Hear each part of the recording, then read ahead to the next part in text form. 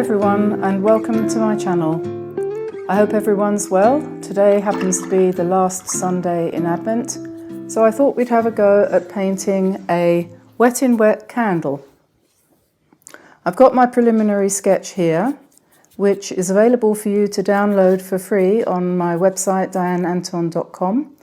So if you want to follow the link on the description and pop along there to pick up a download, that will help you get started on this pretty Advent calendar. So as you can see, I've got a piece of watercolour paper here which is quite rough. It's a rough watercolour texture which is going to give us lots of possibilities for the wet in wet process.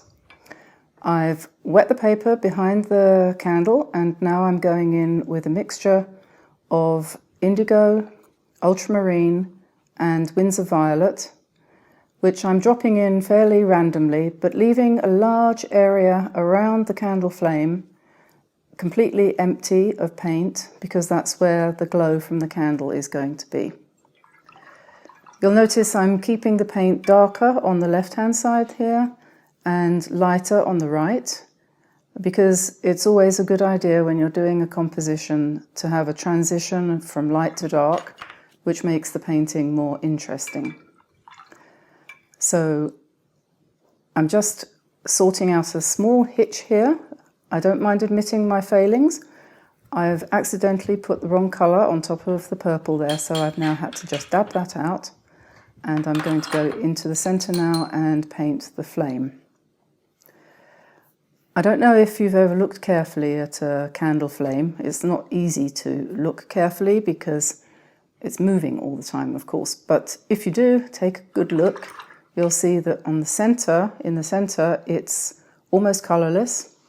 And then there's an area of yellow. And then on the outside, it's more of an orangey color. So that's what I've drawn here.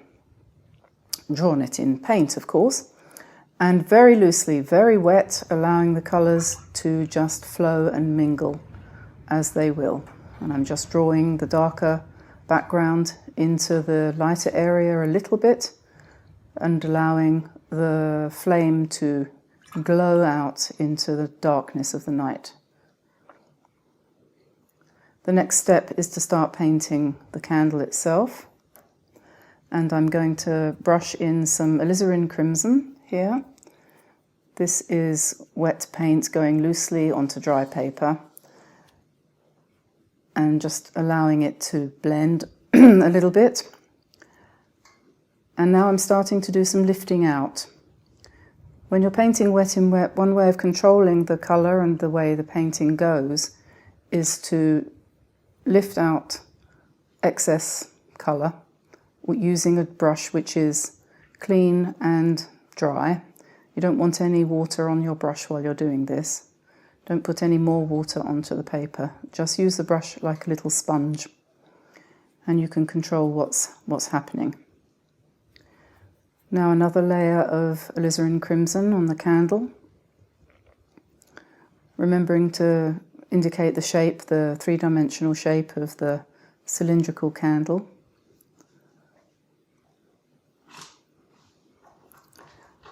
Lifting out a little bit more of the background there to give a soft edge and to shape the actual flame. And now I'm going to go into the flame again with some more colour. That might be a little too strong, but let's see how it starts to move, and that's going to be okay. Now I'm adding some quinacridone gold and bringing the flame to a point. And when you see me pausing, it's because I'm trying to evaluate what's going to happen next as the paint moves on the paper. Now we're going to leave that for a bit and go down to the bottom part of the composition. And so I'm now wetting that area. Notice that I didn't wet the whole paper before I started. First of all, I wetted the top part while I worked on the candle and the flame. And now I'm wetting the lower area where we're going to put the leaves, the holly leaves and the pine leaves. Using a slightly smaller brush for this, mixing up some dark green. And then I'm going to start indicating the pine needles on the right hand side there, and roughly drawing in a holly leaf. This is working wet into wet, so we're not trying to have any hard edges, just letting the whole thing be slightly out of focus to give an ethereal look.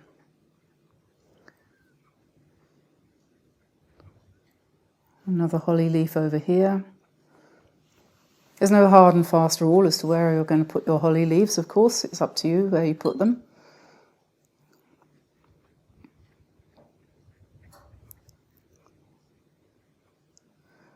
As you go along, just try and vary the greens that you're using. Maybe add a little more yellow or a little more blue to give you a slightly lighter or darker shade. And don't worry about painting over the background. That just makes the whole thing look more unified if you have the colours blending into the distance there. Gives it a bit more depth.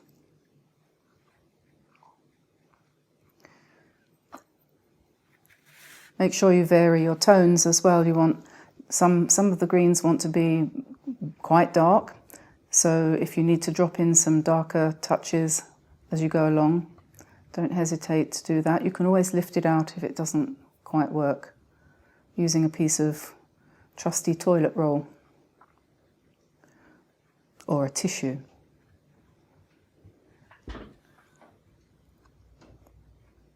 Now I'm going to put in a few darks.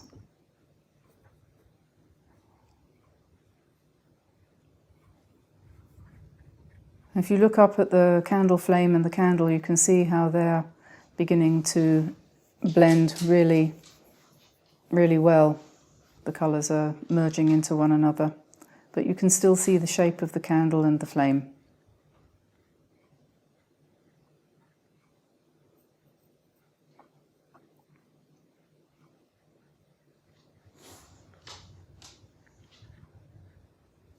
I'm not worrying too much about the detail of the shape of the leaves because this is a wet in wet painting.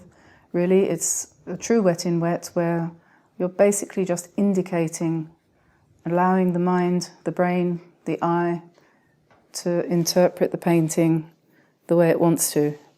You don't have to follow any rules when you look at a painting.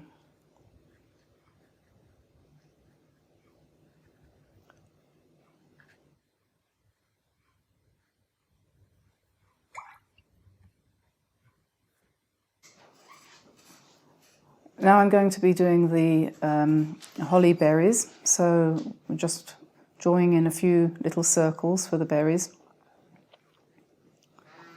leaving a nice little white speck where the light's catching them.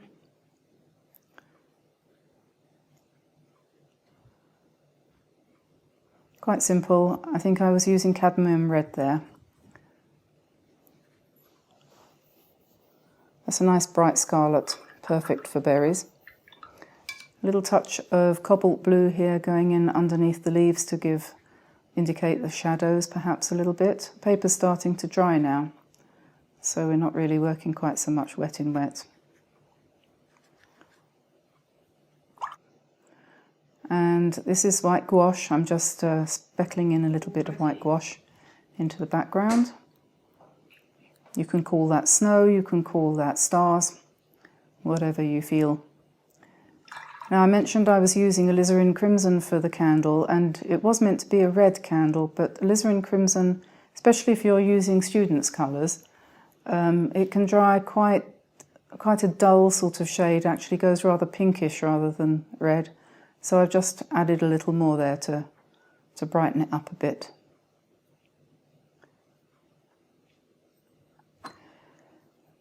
This leaf that I'm putting here in front of the candle, it turns out in the end I didn't like that and I lifted it out. It was poor judgment on my part, so I've taken it out, and in the last photo of the candle you'll see it's not there.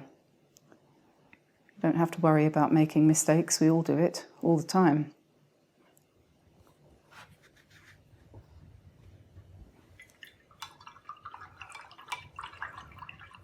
I think it's time to stop before I ruin it.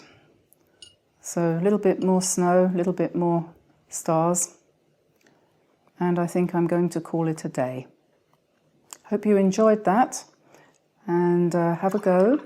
I'm sure you'll have a lot of fun splattering paint around and letting it run. Let me know what you think in the comments below, and please like and subscribe to the channel. There'll be lots more of this kind of thing coming out in the new year. I hope you will have a lovely Christmas, and see you back here soon. Bye everyone.